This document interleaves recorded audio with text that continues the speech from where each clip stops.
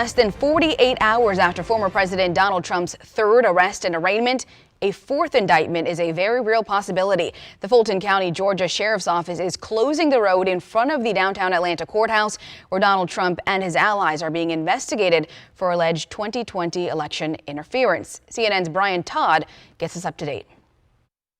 This was never supposed to happen in America.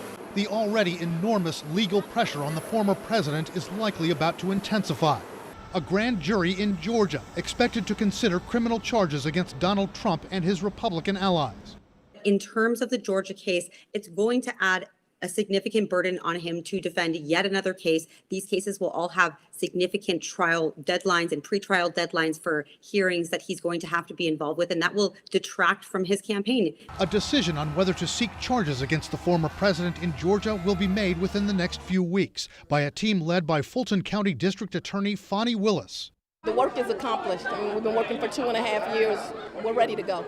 The case focuses on the multi-pronged effort Trump launched in the wake of the 2020 election to overturn the results in Georgia. It included pressure on Georgia's governor and Secretary of State, both Republicans, to find enough votes to flip Joe Biden's win in the state.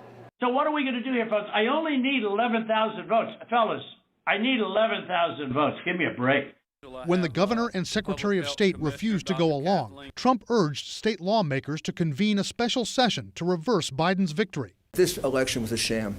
Trump ally Rudy Giuliani went to the Georgia House and Senate with bogus voter fraud claims. Rudy Giuliani is considered to have a lot of exposure in Georgia because he spoke at those legislative hearings, and we know a lot of the information he shared was not true at the time. Other Trump allies who could face criminal charges are Republican activists the Trump campaign recruited to serve as fake electors.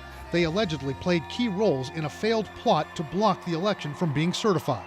About half of them have received immunity deals, which indicates they're working with the prosecution to tell them what they know. CNN has reported that Fonnie Willis is considering bringing charges of conspiracy and racketeering in this case. Racketeering charges are typically broader criminal schemes involving multiple individuals, and essentially the maximum punishment for those types of charges are typically much higher than other charges that are mentioned here.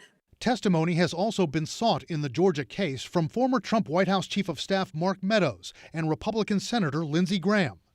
Fonnie Willis has told local officials of threats she's received, many of them of a racist nature, during the period she's been investigating this case. I've probably been called the N-word more times in the last 2.5 years than most 100 people combined.